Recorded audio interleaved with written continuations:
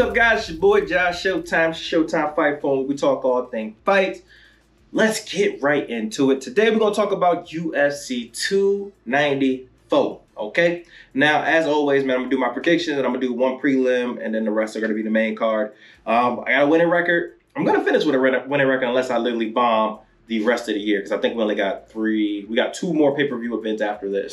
So your boy did well this year. Could have done better in some. I bombed on some picks, but overall, I did good. I'm proud of myself. Now, as always, Cash App is below. So if you win any money thanks to moi, please send me your money, man. Send me some of it. You ain't got to send me a lot. You know, you want to give me $5, $10, $20. It's cool. I take it. Also, follow me on social media at Papa Showtime, Josh Showtime, whichever one you find me at as well. And let's get into it, okay? Now, this was the card that was touted as one of the best cards of the years, like especially for the main and the co-main, because of how star-studded it was and how fun these fights were going to be. And then we ended up getting last week a crazy switch up, and I gave my instant reaction. You guys can check it out. It's last week's episode. And now this is going to be my full breakdown of those fights as well. And I guess you can tell by the shirt that I'm wearing, I'm a little bummed about the main event. You know, it is what it is. Not to say that Charles was going to win that fight anyways, but I wanted to see the fight anyways. You know, especially I ain't want homie to go out like he did the first fight. Now, this card is going to be, as normal, is going to be very Russian based. Okay, it's close to Russia. There's a lot of the support there for the Russians are heavy. So you know they like to put this up. So there's going to be a lot of butchering of names that I'm going to have. So I apologize in advance. I'm sorry. I'm trying to get better. All right, I hear during the fights them say their name, and I even try to sound it out sometimes. But then when you try to say it on the fly, I just go back to my old ignorant roots. So I'm sorry in advance. I apologize. I'm going to get better, I promise. All right, sometimes it's just the slang and the way I talk. It just makes it difficult. Now, the fight that I'm going to do for the prelim is going to be the prelim main. And the reason why I'm doing that is just because I think it's a very interesting fight. We got Tim Elliott and we got Muhammad Mokov.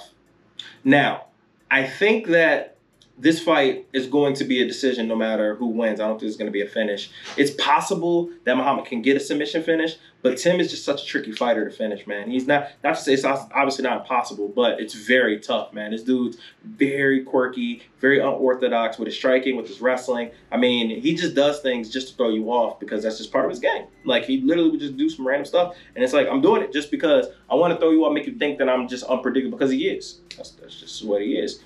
I mean, he even gave DJ some, like, confusion. Like, it was just like, all right, bro, I'm not used to people moving like this. Like, I'm used to Dom movement, but these are a little weirder. Like, it's just like, what is the purpose of this? But yet and still, he finds ways to land strikes. He's not scared to get hit. He loves to get in the gate. He loves to engage and love to be a part of the ruckus. So it's going to be a very game and very tough competition for Muhammad. And I think it's going to be his toughest fight yet.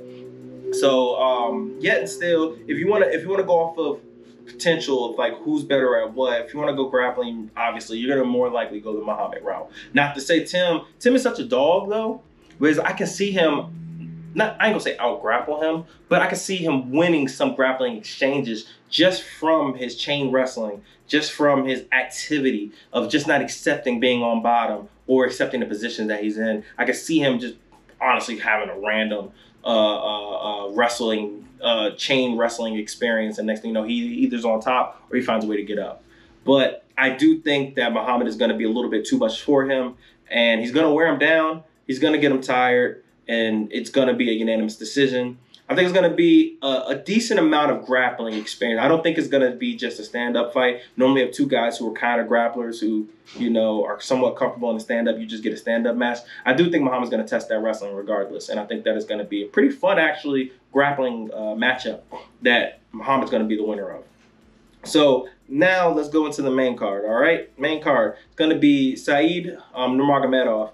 And I'm not sure, is he cousins to Nurmagomedov? Like, I mean, not Nurmagomedov, obviously, that's his last name. But to Khabib? Because I remember there was like one fighter who had that last name, but he wasn't really related to him. So I was like, okay, so this is just like a Johnson in Russia, where a lot of people have that name, but that doesn't necessarily mean you're related.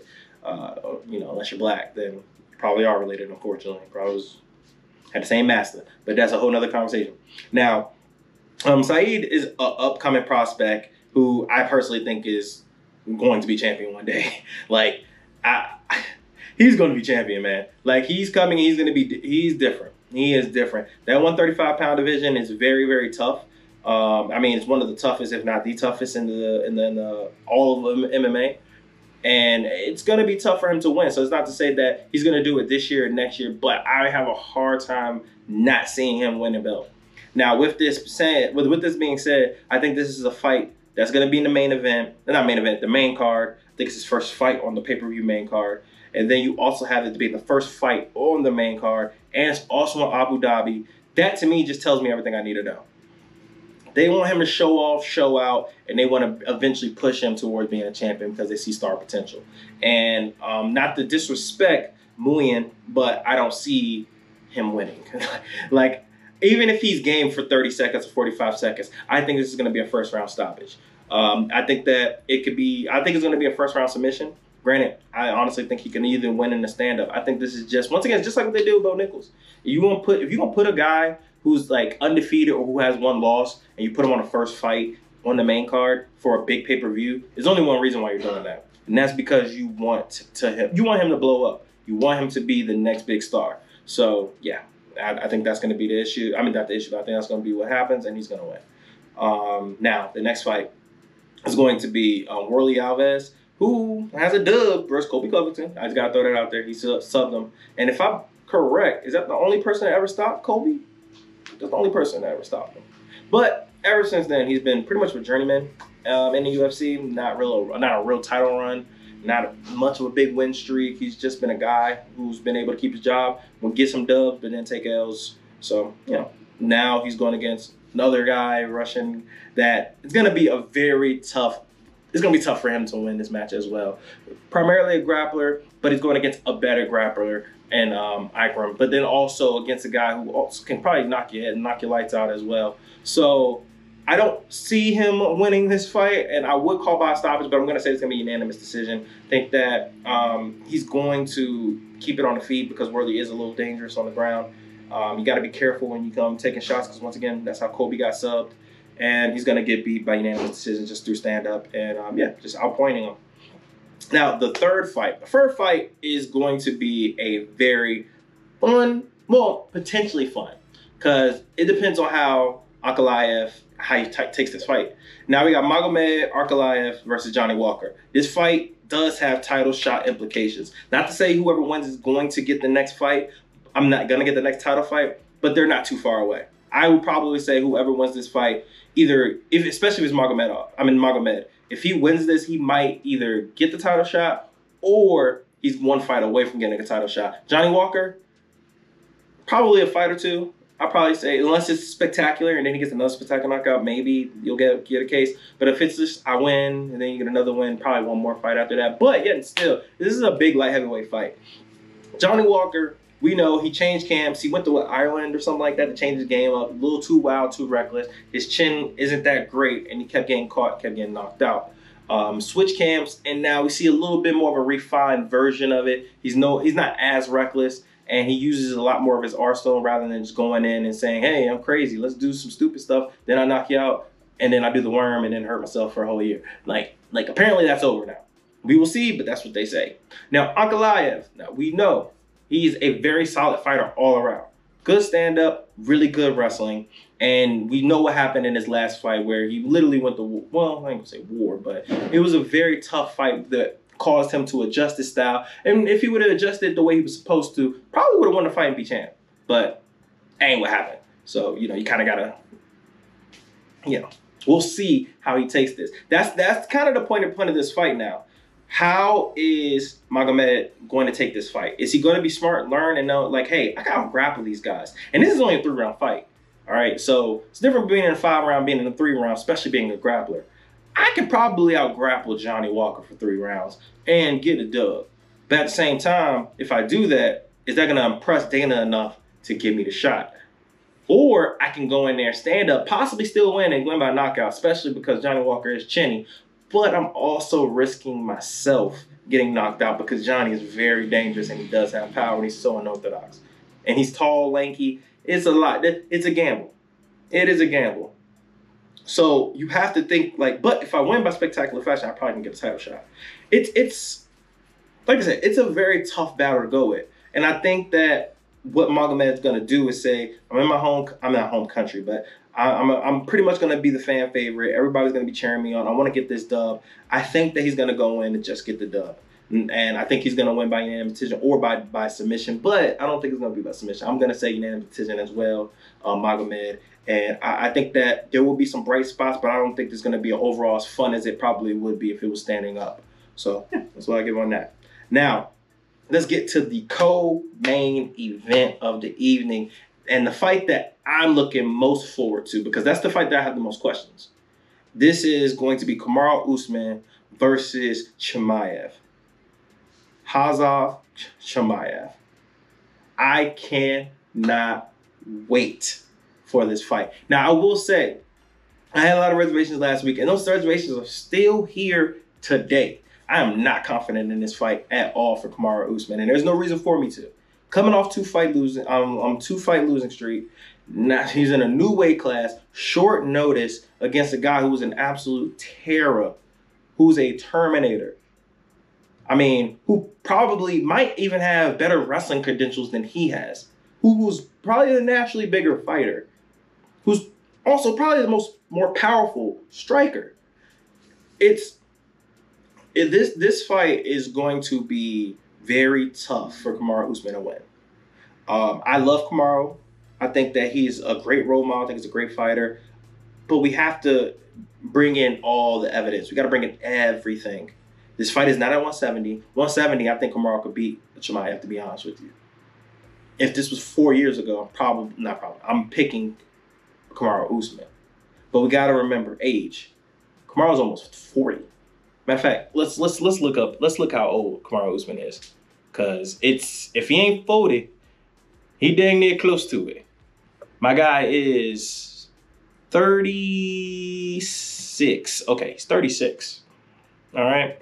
Now, he's 36, so he's on the other side of 30, which is never a good sign.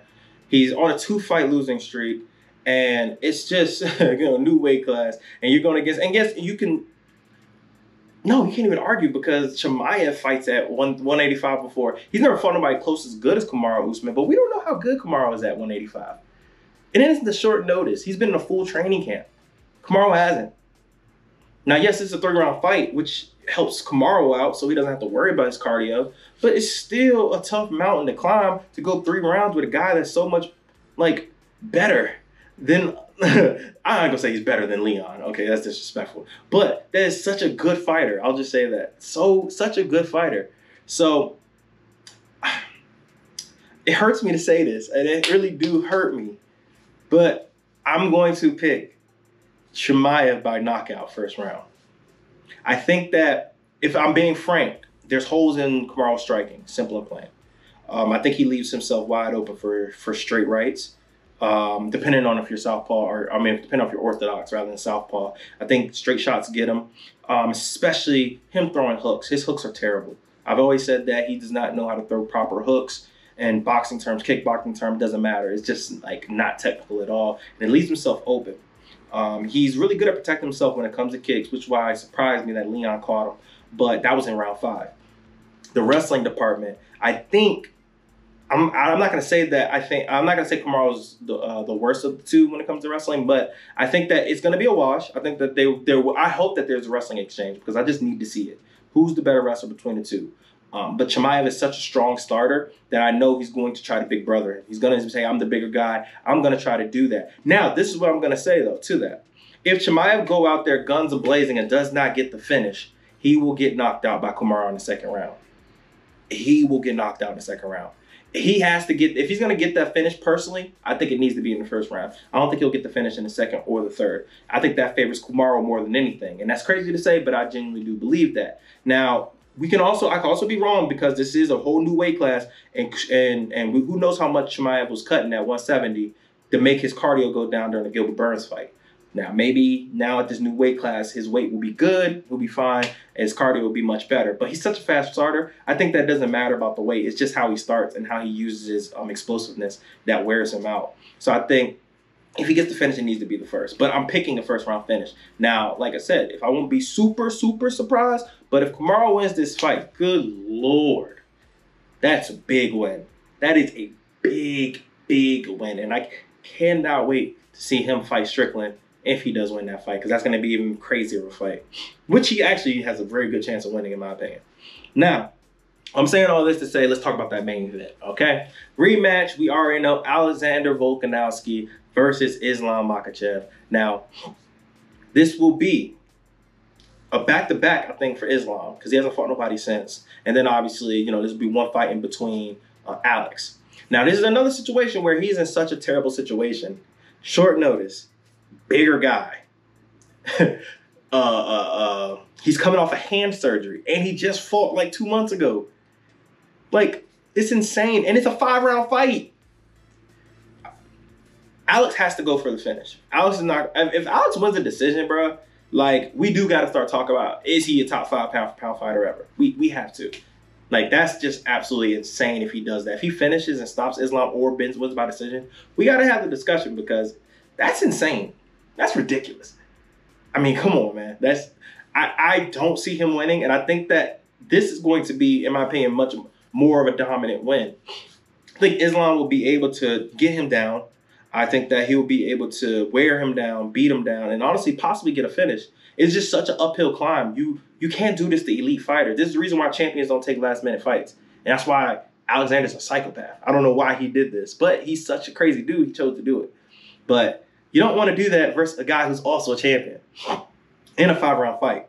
So, yeah, it's an uphill climb.